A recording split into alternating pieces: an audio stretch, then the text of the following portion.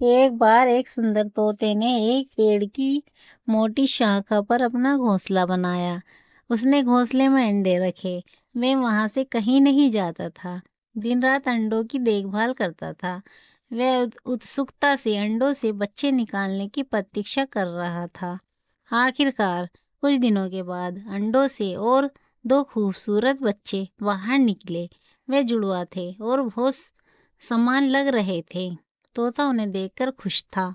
उसने उन्हें प्यार और देखभाल के साथ पाला और उसकी परवरिश में दोनों चूजों को अच्छी तरह से बड़े हुए। एक दिन जब तोता भोजन की तलाश में बाहर गया था, एक शिकारी ने चूजे की चहचहाट सुनी।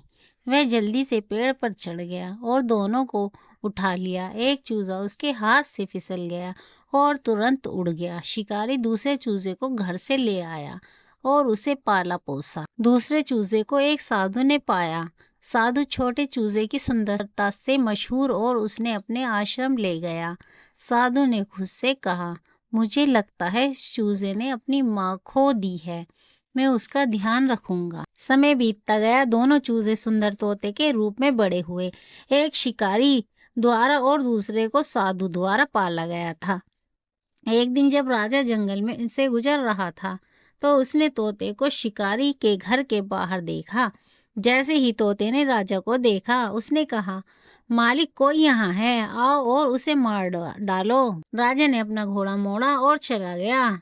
थोड़ी देर के बाद उसने एक साधु की कुटिया के बाहर दूसरा तोता देखा। जैसे ही राजा कुटिया के पास पहुंचा, पिंजरे में तोते ने एक मीठी आवाज में गाना शुरू किया। धार्मिक संत, कोई हमारे दरवाजे पे आया है, बाहर आओ और उसका स्वागत करो। तोते के शब्दों को सुनकर राजा खुश और चकित थे। राजा ने तोते के पिंजरे के पास जाकर कहा, प्रिय तोते, मैं तुम्हारे जैसा एक विनम्र पक्षी से मिलकर बहुत प्रसन्न हूँ। मैंने एक और तोते से मुलाकात की जो आपके जैसा दिख रहा था, लेकिन वह बहुत भयानक और अप्रिय था। तोते ने पूछा, क्या आपने उसे एक शिकारी के साथ रहते हुए देखा? हाँ, राजा ने जवाब दिया। इस बीच साधु राजा का स्वागत करने के लिए बाहर आया।